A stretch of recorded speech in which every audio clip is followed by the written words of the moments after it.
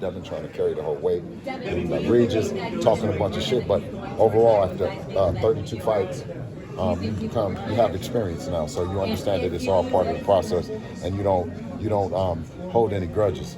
So there's always selling a fight and promoting a fight, but do you feel like this is a disrespectful level, like a different level that Ryan and his family are going? No, it's not. It might not be selling the fight. It might be fight warfare. That he's saying, okay, no one ever talks to Devin like this. No one ever steps up. I mean, he showed up with 50 girls and a horse and all those things. You know what I mean? To try to deter from. Yes, I mean, we rode up on 4 wheels and a Maybach Virgil. You know what I'm saying? So. Nothing big or nothing special about what we're doing. If we know that Ryan is a stay busy fight to the Mount Rushmore of boxing. Are you keeping it in the back of your mind to prepare for other fighters like Barbosa? Oh, hell no. Hell yeah. Barbosa was sitting over there, and I mean, you seen him. He's a hungry, you know what I mean, and motivated fighter. You know what I'm saying? It's kind of like, you looked over and you said, God damn. You look over there, Ryan, he got on the Wayne suit. And he, you look at, Devin, I can smell his cologne. It smells, you know what I mean, like $1 million. And then I look over there, as hungry as a motherfucker. He shook my hand, looked me in my eye, and he say, I'm here if Ryan don't show up. So, I mean, it looked like there was mutual respect between him and Devin right there at the table. Is there a respect right there between Barbosa and Devin? Man, any fighter that get up on the stage and say that they want to get on with Devin, and that's why I said that with Ryan. I mean, Ryan gets our respect, for sure. I mean, not only being 15-time national champion, but he's the only one that raised his hand and is preparing to fight. You know what I mean? But I know that all kind of anxiety can set in when you decide that you're going against the best fighter in the world. So it's all part of the process. Can that anxiety kick in the next 6 weeks and motivate him to be the Ryan Garcia of never before?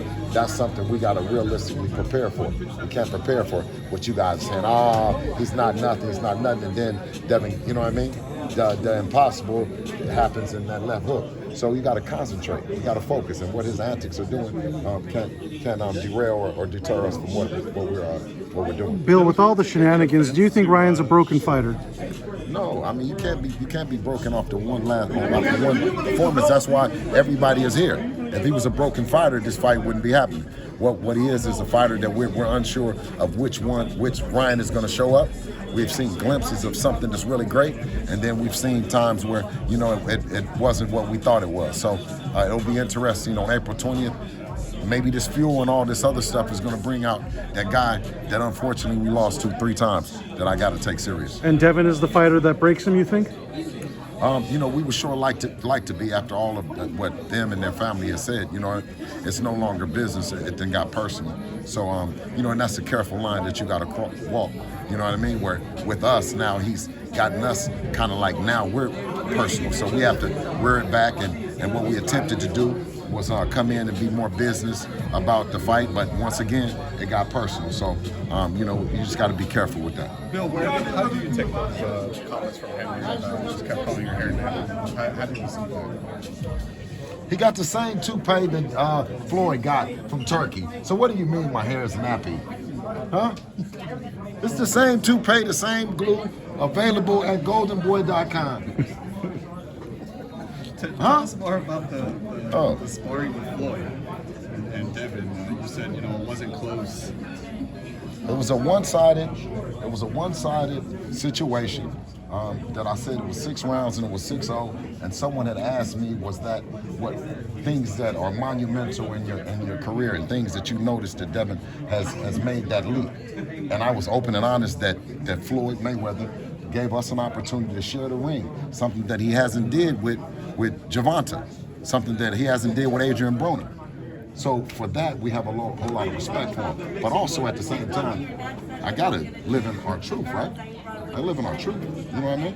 So I didn't bring it up until it was brought up that he was actually showing sparring footage. And I said, okay, well tell him if he's showing you that one, show the one that means a lot to us.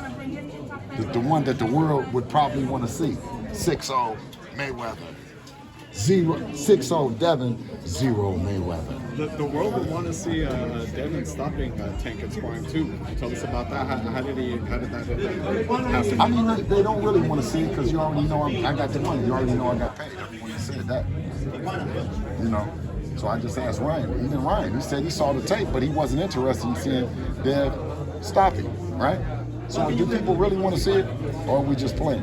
How did he stop him? Accumulation, or he dropped it? Like, I don't know, how did Devin stop him? No mas. Tank quit? Man, you quit. In the doghouse, that's the only way you're going to have sparring. Doghouse rules. How you going to win some money if one don't stop? What, we have some judges or something? Of course we don't have any judges. It's the person that stops. Who stopped Tank or Calvin? No, Tank stopped himself. Nobody ain't gonna get in there and stop Tank. You can't stop Tank or start Tank. Tank runs on his own. Bill, is Floyd, you the only one that got that I tape? thought you had some news for me when you came around the corner. I thought Floyd had showed up. With Floyd being so much at the epicenter of the storyline, do you see some sort of a Arturo Gatti-like performance? I didn't say he was at the epicenter, but I do know that he's pulling the strings. And you know he is. He's pulling the motherfuckers. And he got the boy here, Ryan Garcia. And I tell him, I say, Leonard Uller did some Floyd to him. Tell Floyd, let him go. Take your claws out of him. I'm ready to go.